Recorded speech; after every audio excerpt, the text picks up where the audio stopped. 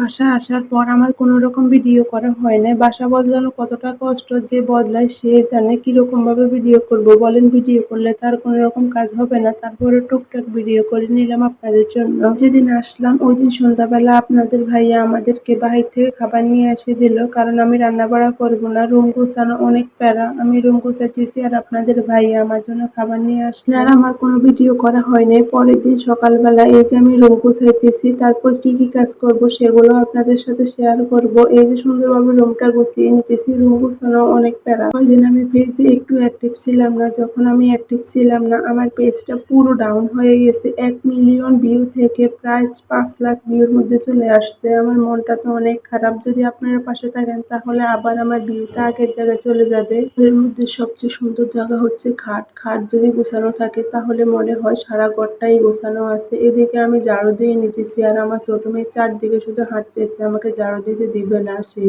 ঝাড়ু দেওয়ার পরে অনেক কাজ করতে হবে আমার। এই যে আমার ছোট মেয়ের দুষ্টামি দেখেন, ও বারবার ক্যামেরার সামনে চলে আসতেছে, আমাকে ভিডিও করতে দিবে না, তারপরে রান্নাও করতে দিবে না, কিছু করতে দিবে না। ওর সাথে শুধু আমি খেলা করতাম। যে একটা মজার কথা শুনেন, আমি রসুন কাটতেছি, এই সময় এসে আমার ক্যামেরাটা টান দিছে, আমি আর ভিডিও করতে পারি না। আবার ভিন্ডি ভাজি করতে নিব, ভিন্ডির ভিতরে হাত দিয়ে দিয়েছি। কেমনটা লাগে বলেন তো? আপনাদের ভাইয়া টুকটাক বাজার নিয়ে এনে দিল আমাকে। এরপর আমি মুরগিটা সুন্দরভাবে কেটে নিলাম। আজকে মুরগি রান্না করব। আমার মেয়ে আর আমার জামাই মুরগি অনেক পছন্দ করে। মুরগির সাথে তো হালকা একটু আলু দিতে হবে, না হলে তো আর হবে না। ওরা ওরা মুরগির সাথে আলুটা অনেক পছন্দ করে। এরকম আমি রান্নাটা বসিয়ে দিলাম। রান্নাটা বসিয়ে দিয়ে দেখেন কালারটা কি সুন্দর আসছে। তারপর ভেন্ডি ভাজি করার জন্য সবকিছু এখানে রেখে দিলাম। তারপর চালটাও ধুয়ে রেখে দিলাম। কিচেন রুমটা আপনাদের সাথে শেয়ার করতেছি একটু একটু করে। মধ্যে এসে দেখি আমার ছোট মেয়ে কি যে দুষ্টামি করতেছে। তার এই ভিডিওটা আমাকে ক্যাপচার করতেই হবে, সেজন্য তার ভিডিওটাও আমি ক্যাপচার করে নিলাম। আর এদিকে আমি ভেন্ডি ভাজি করতেছি আর আপনাদের সাথে শেয়ার করতেছি। ভেন্ডি ভাজি কার কার ভালো লাগে অবশ্যই কমেন্ট করে জানাতে কিন্তু ভুলবেন না।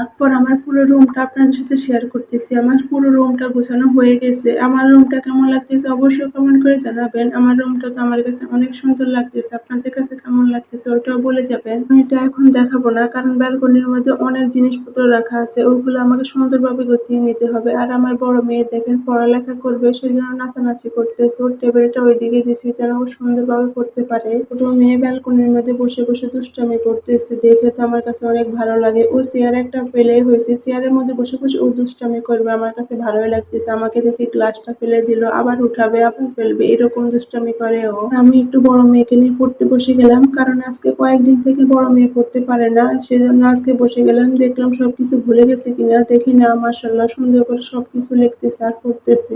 এই পর্যন্ত। আল্লাহ হাফেজ, আসসালামু আলাইকুম। সবাই ভালো থাকবেন।